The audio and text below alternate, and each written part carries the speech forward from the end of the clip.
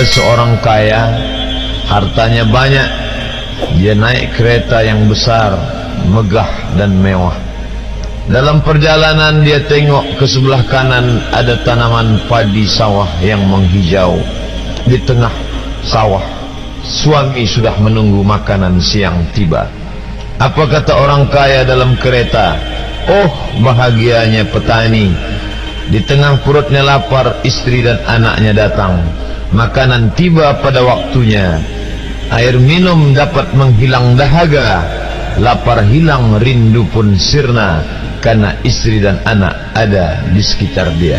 Bahagianya menjadi petani, kata orang kaya dalam kereta. Masa orang kaya berpikir bahwa dia tidak bahagia? Si petani yang bersama anak di pondok tua itu pula memandang orang kaya di atas kereta. Apa kata dia? Betapa bahagianya orang kaya naik kereta, sedangkan aku hanya duduk di pondok yang tua.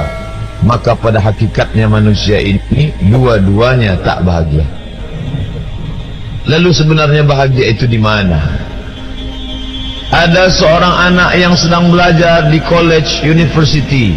Maka dia berkata, alangkah bahagianya kalau saya dapat BA. Selepas dia dapat ijazah BA, lalu dia berkata, aku tak bahagia. Alangkah indahnya bila dapat master. Manakala dia dapat master, dia berkata, oh, betapa bahagianya kalau dapat PhD. Selepas PhD dia berkata, susahnya PhD, belum juga dapat kerja. Selepas dapat kerja dia berkata, alangkah bahagianya kalau menikah. Selepas menikah dia berkata, aku tak bahagia sebab orang selalu tanya, dah punya anak apa belum? Selepas punya anak, dia pula berpikir untuk menikah sekali lagi. Jadi sebenarnya bahagia itu punya siapa? Bahagia adalah insyirahus sadr, ketika hati terasa lapang apapun yang datang. Kalaulah pelajar yang mendapatkan BA itu hatinya lapang, tentu dia bahagia. Kalaulah petani yang berada di tempat rumah tua itu hatinya lapang, tentulah dia bahagia. Kalaulah orang kaya dengan kereta yang besar itu hatinya lapang, tentulah dia bahagia.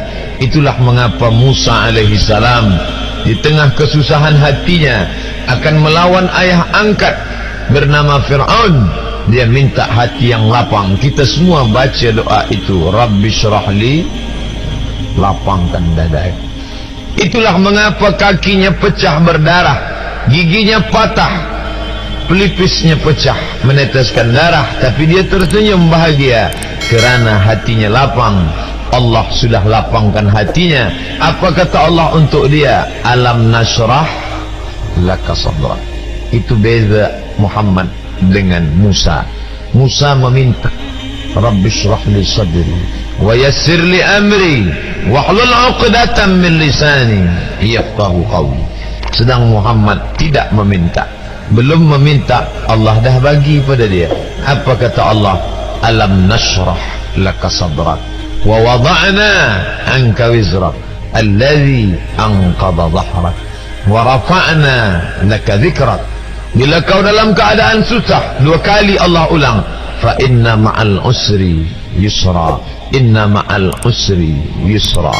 Hati lapang itulah yang membuat Haji Abdul Malik Karim Amrullah Buya Hamka tersenyum di dalam penjara. Penanya berjalan perlahan tapi pasti, maka keluarlah tafsir Al-Azhar.